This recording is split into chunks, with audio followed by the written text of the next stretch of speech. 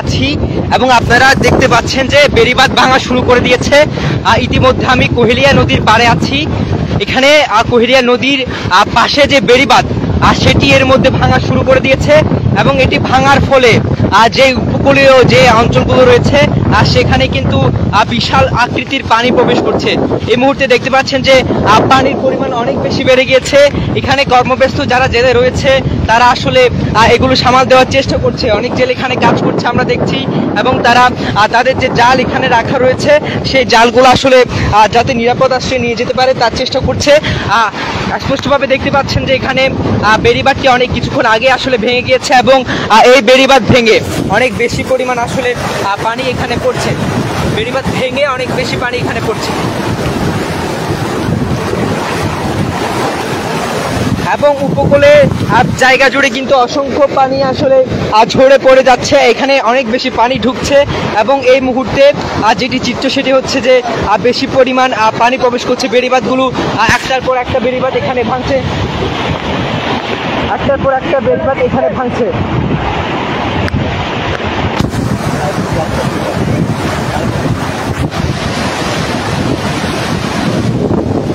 যুক্ত আছে মহেশখালী থেকে এবং এই যে কোহেলিয়া নদীর পাড়ে এখান থেকে দেখতে পাচ্ছেন যে বেড়িবাঁধগুলো কীভাবে ভেঙে একটার পর একটা বেড়িবাঁধ ভেঙে আসলে এখানে প্লাবিত হয়ে যাচ্ছে। আপনারা দেখতে পাচ্ছেন এই মুহূর্তে আমি সেখানেই রয়েছি। অনেক বড় একটা অংশ জুড়ে কিন্তু বেড়িবাঁধগুলো ভেঙে যাচ্ছে। বেড়িবাঁধগুলো ভেঙে ভেঙে আস্তে আস্তে পানি আসলে উপরে উঠতে শুরু করেছে। বিশাল আকৃতির একটা বেড়িবাঁধ এই মুহূর্তে এখানে ভেঙে গেছে।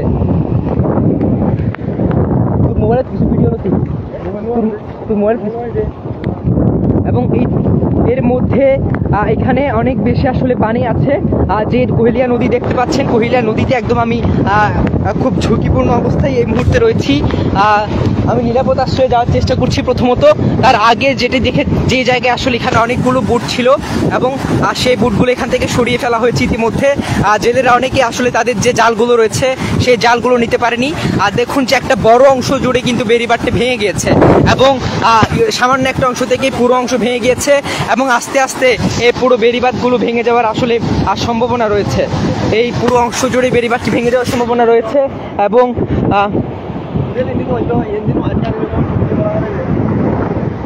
আমরা দেখতে পাচ্ছি যে এখানে ঝুঁকির সাথে অনেকগুলো বোট আসছে। ধলঘাটা থেকে কিছু যাত্রীবাহী ট্রলার আসছে। তার পাশাপাশি এখানে এই পথে এই মুহূর্তে চলাচল করা অবশ্যই ঝুঁকিপূর্ণ হতে পারে, কারণ বড় বেড়িবাঁধ যদি অংশ ভেঙে যায় তাহলে কিন্তু সেই জায়গা থেকে আসলে যে কোনো ধরনের ফিশিং ট্রলার আসলে বিপদের সম্মুখীন হতে পারে।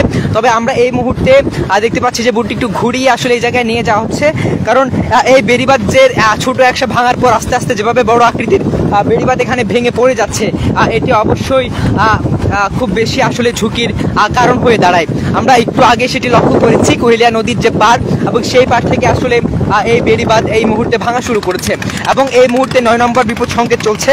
মংলা এবং পায়রা সমুদ্র বন্দরকে 10 নম্বর এবং কক্সবাজার এবং চট্টগ্রাম সমুদ্র বন্দরকে 9 নম্বর বিপদ সংকেত দেখিয়ে যেতে বলা হয়েছে।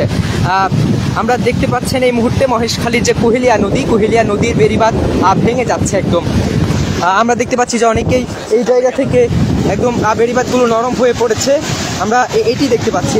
আমি একটু প্রথমত আমি নিরাপদ কোনো জায়গায় চলে যাওয়ার চেষ্টা করব এবং এই জায়গা থেকে আপনাদের আসলে এখানকার পরিস্থিতি কি সেটি দেখানোর চেষ্টা করব। বিভিন্ন জায়গা থেকে একদম খুব বেশি পরিমাণ পানি, এখানে অনেক বেশি পরিমাণ পানি এবং সেই পানিগুলো কিন্তু এই যে জায়গাটা এটা পুরো লবণের মাঠ ছিল। এই পরিমাণ যে পানি দেখছেন এই পুরো জায়গাটা জুড়ে কিন্তু আসলে লবণের মাঠ ছিল। এই লবণের মাঠগুলো ভেঙে গিয়ে এখন বেড়িবাঁধ ভেঙে গিয়ে এই লবণের মাঠগুলো পানিতে প্লাবিত হয়ে যাচ্ছে এবং একটু পরেই কিন্তু জনপদে এই পানি ঢুকে যাবে। আমরা এটি আশঙ্কা করছি এবং এখানকার মানুষজন সেটি আশঙ্কা করছেন। কেউ আসলে কি করবেন বুঝতে পারছেন না। এটি কালারমাছড়ার যে কোহেলিয়া নদীর অংশ সেটি, কোহেলিয়া নদীর কালারমাছড়া যেটি অংশ সেটি এবং এখানে জেলেরা তাদের বোটগুলো কিভাবে নিরাপদ করা যায় সেটির বিষয়ে কাজ করে যাচ্ছেন আমরা জেলে যে দেখতে পাচ্ছি।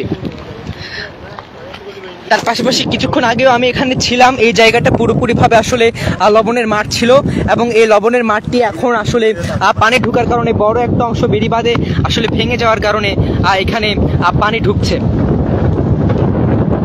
এতক্ষণ পর্যন্ত আমাদের সাথে থাকার জন্য ধন্যবাদ। আমি দেখানোর চেষ্টা করেছি যে বেড়িবাঁধ ভেঙে গিয়ে কালারমাঠ ছড়ায় কিভাবে পানি ঢুকছে এবং নিরাপত্তাজনিত কারণে আমি আসলে এই মুহূর্তে সরাসরি সংযোগ সেখান থেকে বিচ্ছিন্ন হতে হচ্ছে আমাকে। এর পরবর্তী কোনো তথ্য নিয়ে আমি আপনাদের সামনে আবারও যুক্ত হব।